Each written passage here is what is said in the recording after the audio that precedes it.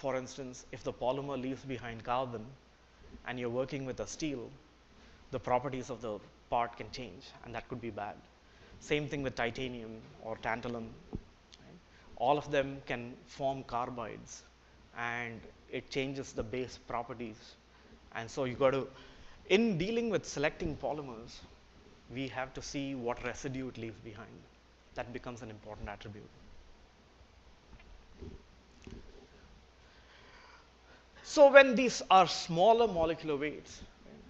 So for instance, methane, carbon and 4 hydrogens, ethane, carbon and 4 hydrogens, propane, butane. What is the common property between those four?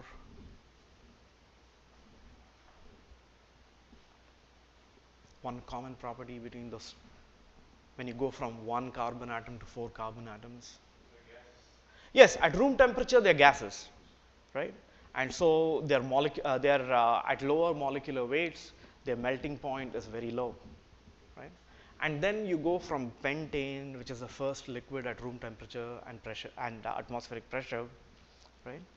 And then you go all the way up to say C18 or or something like that, and you end up having oils, right? They're liquids still. That's it is still carbon, hydrogen, but now you only had repeat units up to there. By the time you get from C20 to C50, 20 carbon, right? You're beginning to get to be from gas to liquid to a solid at room temperature, right? And so now you're dealing with some waxes. Right? So yes. How can we change the electrical conductivity or the thermal conductivity of a polymer? Is it dependent on these properties or what is it? Or we'll come down to that in a short while. You know, sometimes the conductivity is intrinsically increased because of the molecule itself. Sometimes you can change the conductivity with an additive. Right? For instance, if you put a conducting particle in, you can change the conductivity of the material. Right? So same carbon, hydrogen, right? In this case, it starts out as ethylene, two of them, right? And if you make a long chain with that, it becomes polyethylene. Right? What are some properties of polyethylene that you know just from common familiarity? White color. White color, okay, fine, a good starting point. It's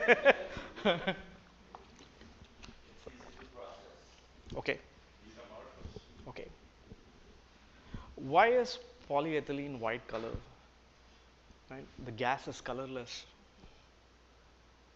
I guess it's a mixture of something that they Could be, that could be one reason. If you didn't add anything, then what happens? Any thoughts? It's amorphous. Or compression something. semi-crystalline, right? It doesn't absorb wavelengths. Pardon? It doesn't absorb wavelengths. Something like that. Continue to think. So saran wrap is also polyethylene, and so in that case it's completely amorphous, and so that is transparent, right? You put a wrapping around. Uh, Because of the crystallinity. okay, so some parts of it is crystalline, some people are not, and so some of the crystalline regions scatter light, and so it ends up becoming white, right? So if you now replace just one of the hydrogen atoms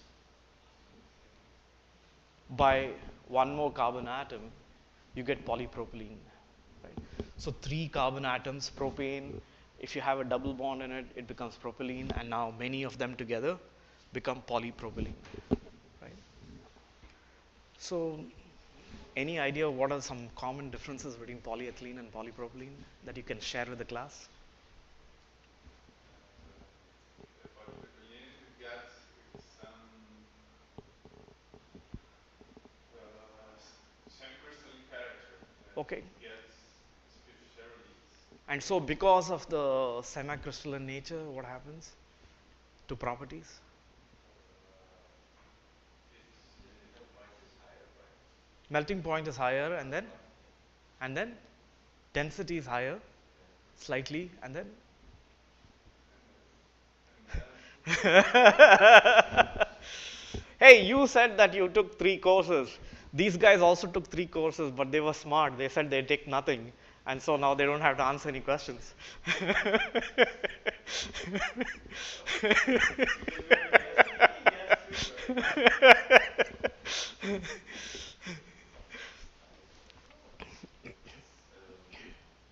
molecular weight is higher. Right.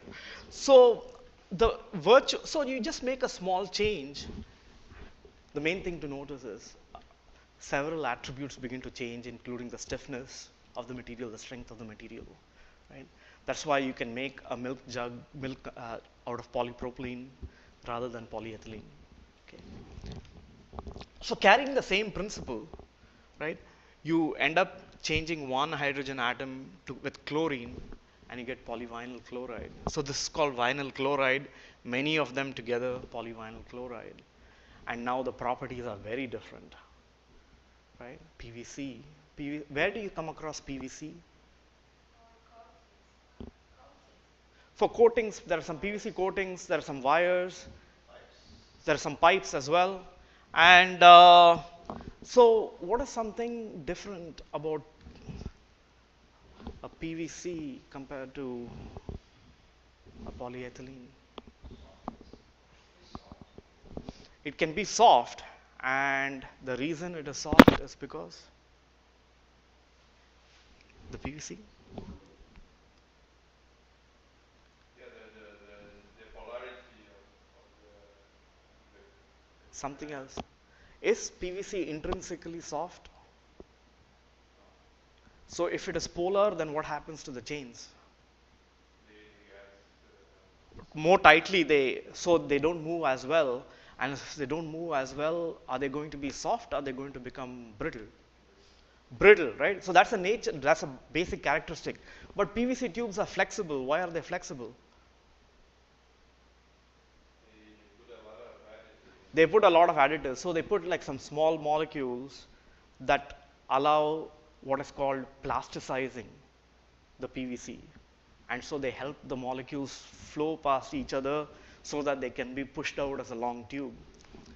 And because chlorine is a much bigger atom compared to hydrogen, the chains are separated to some extent, and then the tubes become more transparent.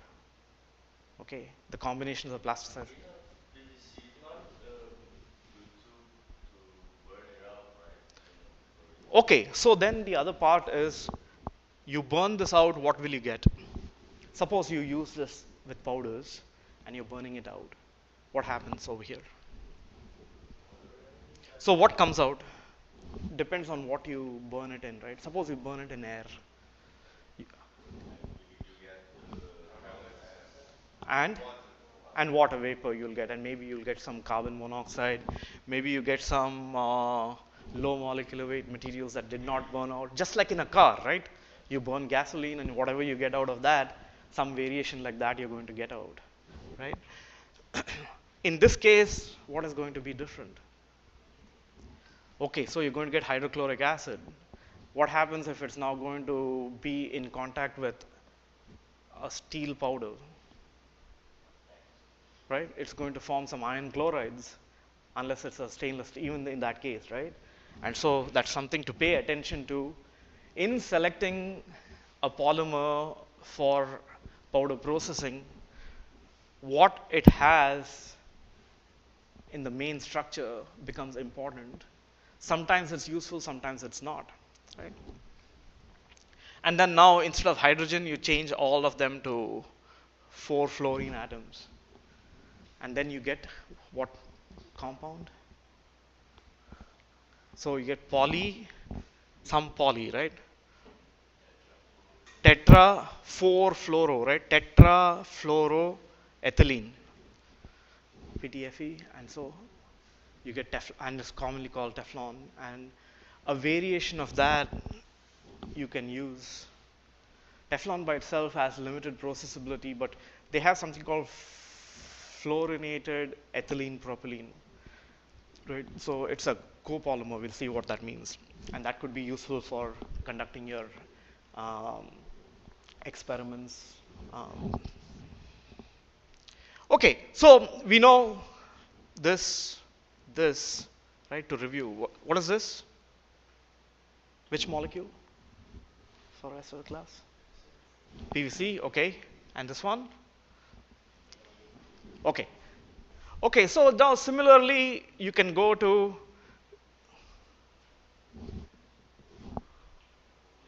yes. Okay. Now instead of the hydrogen, you can put a benzene ring, and now that becomes polystyrene. Right? And so now again the same principle. You have, just like with chlorine, you have a much bigger molecule, and so it separates the chains from each other. It becomes more transparent, right? But the coffee cup is not transparent. Why? It's made of styrofoam, right? Polystyrene. So yes, and so Mr. Porous, what happens to the pores? Yeah, in the foam. It's like a defect, so you probably diffract light. Yes, so they are closed pores as opposed to open pores. And so they act as light scatterers. Okay. And so you have, so optical properties, mechanical properties, chemical properties can all change, and the way you can make process, that the way you can use it as in processes changes. That's the basic principle.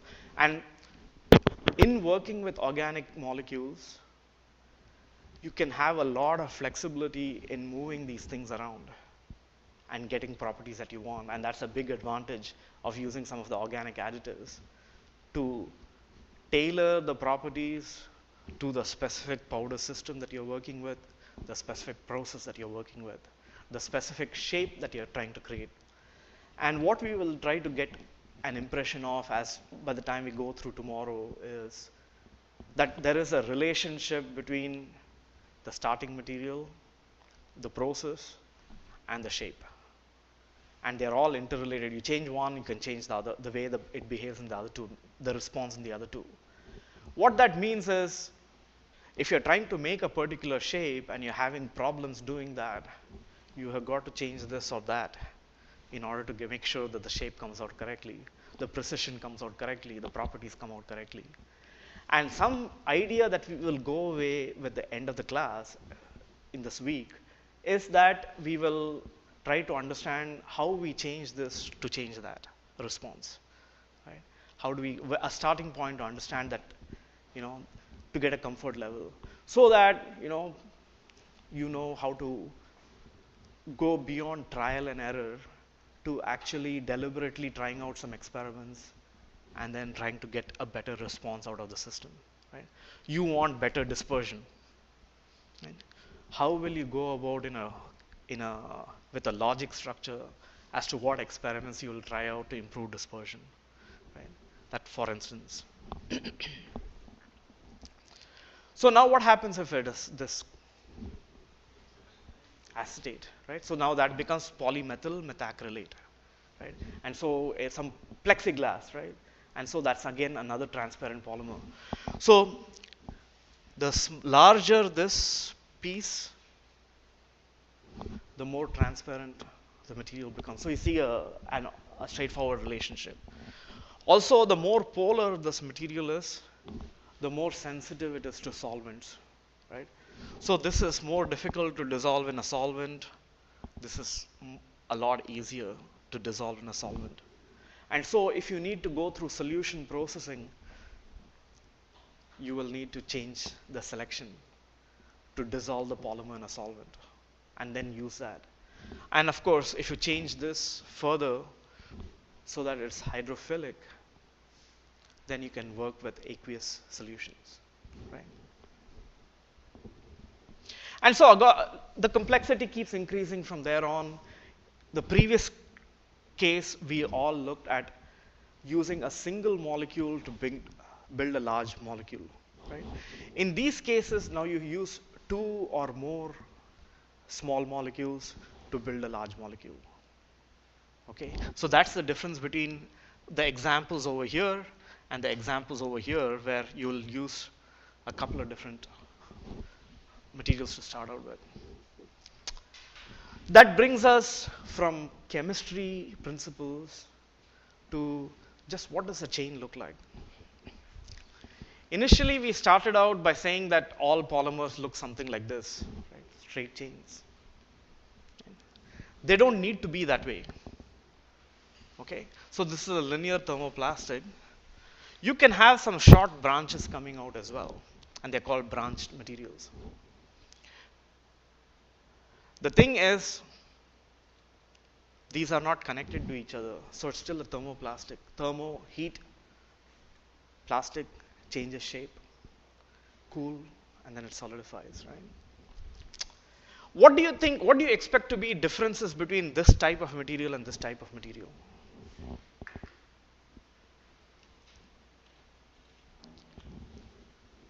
linear material is softer, easier to, This one the other one, is it's easier to deform. okay, easier to deform. Any other possibilities? What about density? Which do you expect it to be greater or lesser? First will have a higher density, right? Can pack better. And so you'll see those. So the difference between low density polyethylene and high density polyethylene, right, would be reflecting on the amount of branches that you might have, for instance. What is different between these two structures and these two structures?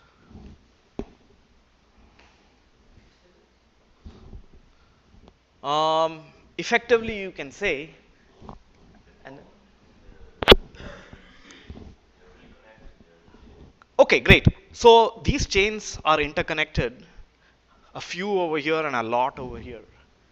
What is that going to do in terms of the mobility of the chain? Is how easy is it for the chains to move past each other? Right? It's going to be, so this is called now thermosetting, right?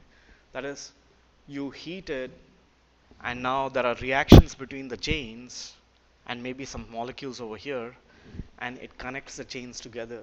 So you heat it to solidify as opposed to heat it to melt. Okay, so thermosetting, right? You heat it to solidify. Thermoplastic, you heat it to melt, right? You heat it, I mean, you have a few chains. It can be at one extent, it'll become soft when you heat it, and so, or it'll be elastomeric, like a rubber. Or it can become very hard if you have a lot of connections between the chains, right? And so that's the difference.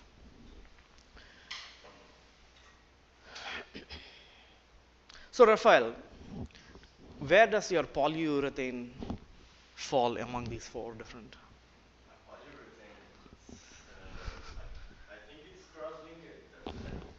Okay, somewhere around Can here. we consider it one or the other? Because you grow I grow the chain, and then after 24 hours, the cross-linking process is done complete. And then after that, After that, you can coat it with particles and you can heat it, and it will not melt, right? And then it'll finally, right? And so that's the difference. So for instance, if you wanted to have the polymer to be stable as a substrate as you heat it up, you will need this property, right? But if you needed something to be molded by an injection molding machine, for instance, and then you want to recycle the material because you're making a large volume of manufacturing, then you need to go to something like that, right? So, depending upon what is the process, the choice is going to change in terms of the chemistry. Okay.